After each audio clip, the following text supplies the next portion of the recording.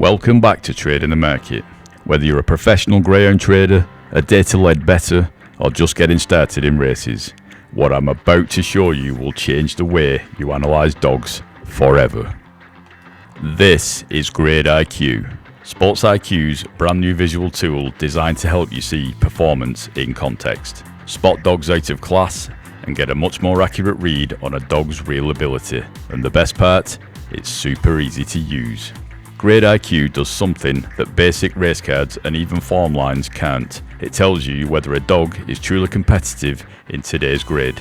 Not just what time it ran or where it finished, but how those runs compare to what's typically required to win or place in this specific grade, at this exact track and distance. So when I look at this, I'm not guessing. I know if this dog's past times are grade winning, grade placing, or off the pace. Let's break it down.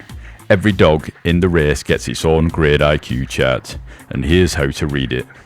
The y-axis, this shows the dog's 5 most recent races at the same track and distance as today.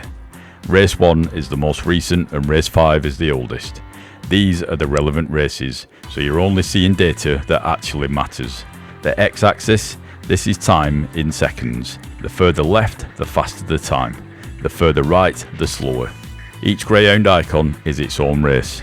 Hover over or tap it and you'll get a full tooltip. You'll get calculated time, the date, the grade of that race, the trap number, positions at the bends, finishing position, and comments like BMPD, bumped, or LD1, led first bend. Now let's talk about these arrows beside each dog icon. A green up arrow, this indicates that the race was in a higher grade than today. And a red down arrow, this indicates it was in a lower grade than today's race. And if there's no arrow, that means that was a race in the same grade. So now you're not just seeing performance, you're seeing performance relative to class. Let me give you an example. If a dog ran 28.6 seconds in an A4 and today it's racing in an A6, you know it's dropping in grade with strong form. That's potentially massive. This is the heart of Grade IQ, the 6 vertical benchmark lines. They show you the average time that dogs in this exact grade run to finish 1st, 2nd, 3rd, all the way down to 6th. The green is the average winning time, the blue is the 2nd place average, purple is 3rd, white is 4th, yellow is 5th, and red is 6th. So if a dog's time is plotted between the green and the blue line, that's a performance good enough to win or finish 2nd in this grade, historically speaking. Dogs consistently hitting zone 1 or 2, they're in the frame today. Dogs that are plotted in zone 5 or 6, they need to improve. The 6 vertical coloured lines are the foundation of the Grade IQ chart. They provide instant visual context for a dog's past runs against the standard of today's race grade. So in the Calculated tab, the lines are benchmarks representing the historical average calculated time for each of the 6 final finishing positions in this specific grade and at this track. The leftmost green line represents the average time that dogs in this grade finished in 1st place. The 2nd blue coloured line represents the average time that dogs in this grade finished in 2nd place. The 3rd line purple equals 3rd place, and the 4th line grey is 4th place, and the 5th line yellow 5th place, and finally the 6th line red is the average time that dogs in this grade finished in 6th place. By seeing in which benchmark zone the dog's past races are plotted, you can then determine how competitive its times are in today's grade. For example, the dog may have previously competed in a higher grade and with a form line of 3, 4, 4, 5 and 3.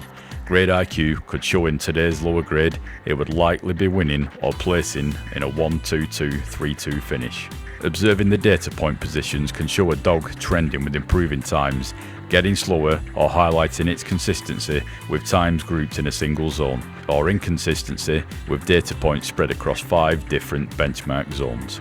Switching to the Sectional tab, the 6 benchmark lines represent the average sectional time achieved by dogs in this grade based on their position at the first bend, regardless of where they finished within the race. The leftmost green line is the average sectional time for a dog that leads at the bend. The next line is for a dog in 2nd place, and so on. This tab is a pure measure of early pace. It helps you understand if a dog has the speed to get a good early position. A data point to the left of the 1st place line shows the dog produced early speed fast enough to lead a typical race of this grade to the turn. This helps us answer, is this dog fast enough out of the traps to avoid trouble and lead or be prominent? The percentage in the top right corner of each chart is the performance score. This will range from 0 to 100. This score measures how competitive the dog's recent relevant race form is when compared directly against the benchmarks for today's race grade. A higher score indicates a dog whose recent times are highly competitive for today's grade. The performance score is calculated by each of the dog's past relevant races being assigned a score based on its proximity to benchmark zones. These scores are averaged to give the dog an overall performance score. So benchmark line 1 is 100 points, line 2 is 80 points, line 3 60 points, line 4 is 40 points, line 5 is 20 points, and line 6 is 0 points.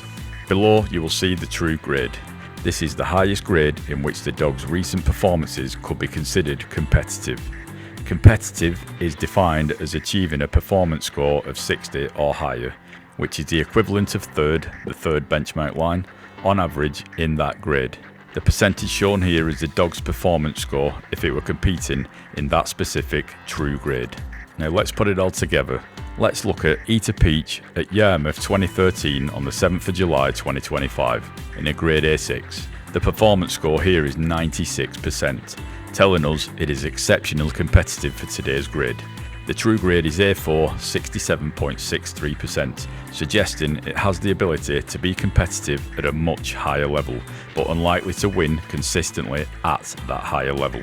Now let's look at the chart to see why the scores are high.